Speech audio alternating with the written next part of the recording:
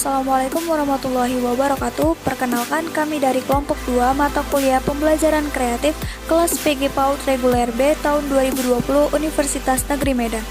Pada kali ini kami akan memaparkan materi mengenai teori-teori belajar. Adapun hal-hal yang akan dibahas dalam teori ini yaitu yang pertama, apa itu teori belajar, kemudian yang kedua, apa itu teori belajar behaviorisme, dan yang terakhir adalah apa itu teori belajar kognitif. Pengertian teori belajar. Teori adalah seperangkat asas yang tersusun tentang kejadian-kejadian tertentu dalam dunia nyata dinyatakan oleh McCarthy dalam Dendel. Sedangkan Hamzah mengatakan bahwa teori merupakan seperangkat preposisi yang di dalamnya memuat tentang ide, konsep, prosedur, dan prinsip yang terdiri dari satu atau lebih variabel yang saling berhubungan satu sama lainnya dan dapat dipelajari, dianalisis, dan diuji serta dibuktikan kebenarannya. Teori belajar behaviorisme. Menurut teori behavioristik atau aliran tingkah laku, belajar diartikan sebagai proses perubahan tingkah laku sebagai akibat dari interaksi antara stimulus dan respons. Belajar menurut psikologi behavioristik adalah suatu kontrol instrumental yang berasal dari lingkungan. Belajar tidaknya seseorang bergantung pada faktor-faktor kondisional yang diberikan lingkungan. Ciri-ciri aliran behaviorisme adalah: yang pertama, memerintahkan pengaruh lingkungannya. Yang kedua, mementingkan bagian-bagian daripada keseluruhan. Yang ketiga, mementingkan reaksi atau psikomotor. Yang keempat, mementingkan sebab-sebab lampau. Yang kelima, mengutamakan mekanisme terjadinya hasil belajar. Yang keenam, mementingkan pembentukan kebiasaan. Dan yang ketujuh, mengutamakan trial and error, teori belajar kognitif. Tokoh dalam teori behaviorisme. Tokoh yang pertama ada Edward Thorndike. Menurut teori ini, belajar adalah pembentukan atau penguatan hubungan antara stimulus dan respon. Thorndike menekankan bahwa belajar terdiri atas pembentukan ikatan atau hubungan-hubungan antara stimulus dengan respon yang terbentuk melalui pengulangan. Teori ini dimunculkan sebagai hasil eksperimen yang dilakukan oleh Thorndike. Dengan demikian, Thorndike menyimpulkan bahwa proses belajar melalui dua bentuk, yaitu yang pertama ada trial and error, mengandung arti bahwa dengan terlatihnya proses belajar dari kesalahan dan mencoba terus sampai berhasil.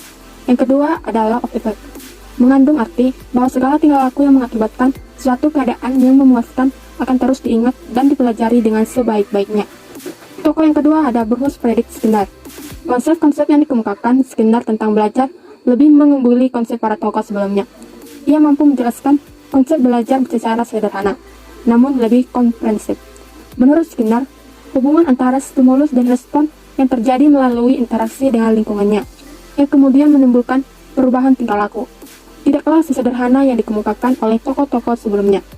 Menurutnya, respon yang diterima seseorang tidak sesederhana itu, karena stimulus-stimulus yang diberikan akan saling berinteraksi, dan interaksi antar stimulus itu akan memengaruhi respon yang dihasilkan. Respon yang diberikan ini memiliki konsekuensi-konsekuensi. Yang ketiga ada Ivan Petrovich Pavlov. Teori Pavlov lebih dikenal dengan pembiasaan klasik atau classical conditioning. Teori ini dimunculkan sebagai hasil eksperimen yang dilakukan oleh Ivan Pavlov, seorang ilmuwan Rusia. Teori classical conditioning adalah sebuah prosedur penciptaan refleks baru dengan cara mendatangkan stimulus sebelum terjadinya refleks tersebut. Dalam eksperimennya, Pavlov menggunakan anjing dengan tujuan mengkaji bagaimana pembelajaran berlaku pada suatu organisme. Belajar merupakan suatu upaya untuk mengkondisikan pembentukan suatu perilaku atau respon terhadap sesuatu. Kebiasaan makan atau mandi pada jam tertentu, kebiasaan berpakaian, masuk kantor, kebiasaan belajar, bekerja, dan lain-lain, terbentuk karena pengkondisian. Teori belajar kognitif. Psikologi kognitif lebih menekankan pendidikan sebagai proses internal mental manusia, termasuk bagaimana orang berpikir, merasakan, mengingat, dan belajar. Tingkah laku manusia yang tampak tidak dapat diukur dan diterangkan tanpa melibatkan proses mentalnya, seperti motivasi, keyakinan, dan sebagainya. Psikologi kognitif menyebutkan bahwa belajar adalah peristiwa mental, bukan peristiwa perilaku fisik, maupun hal-hal yang bersifat behavioral, kadang-kadang tampak kasat mata dalam setiap peristiwa belajar manusia. Tokoh dalam teori kognitif yang pertama itu Gestalt. Menurut teori Gestalt, manusia bukan sekedar makhluk reaksi yang berbuat atau bereaksi jika ada perangsang yang memengaruhinya.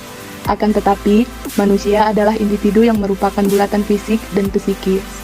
Manusia menurut Gestalt adalah makhluk bebas. Ia bebas memilih cara untuk bereaksi dan menentukan stimulus yang diterima atau stimulus yang ditolaknya. Dengan demikian, belajar menurut psikologi Gestalt bukanlah sekedar proses asosiasi antara stimulus dan respons yang lama, makin kuat tetapi karena adanya latihan-latihan atau ulangan-ulangan. Akan tetapi, belajar terjadi jika ada pengertian atau insight. Yang kedua, Jean Piaget. Menurut teori Piaget, pengalaman fisik dan manipulasi lingkungan penting bagi terjadinya perubahan perkembangan. Sementara itu, bahwa interaksi sosial dengan teman sebaya, khususnya berargumentasi dan berdiskusi membantu memperjelas pemikiran yang pada akhirnya memuat pemikiran itu menjadi lebih logis.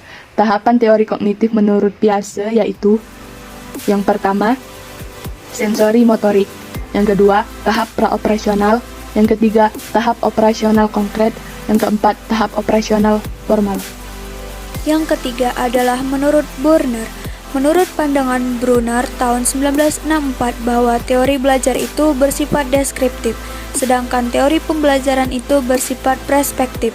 Misalnya, teori penjumlahan, sedangkan teori pembelajaran menguraikan bagaimana cara mengajarkan penjumlahan.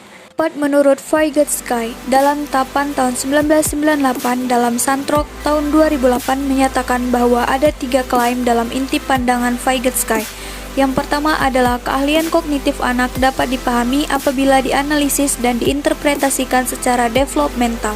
Kemudian yang kedua adalah kemampuan kognitif dimediasi dengan kata, bahasa, dan bentuk diskursus yang berfungsi sebagai alat psikologis untuk membantu dan mentransformasi aktivitas mental.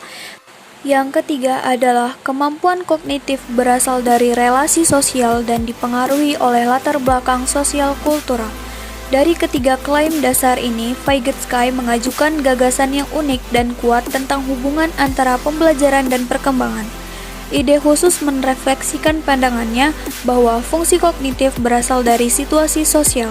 Salah satu ide unik Vygotsky adalah konsepnya tentang zone of proximal development.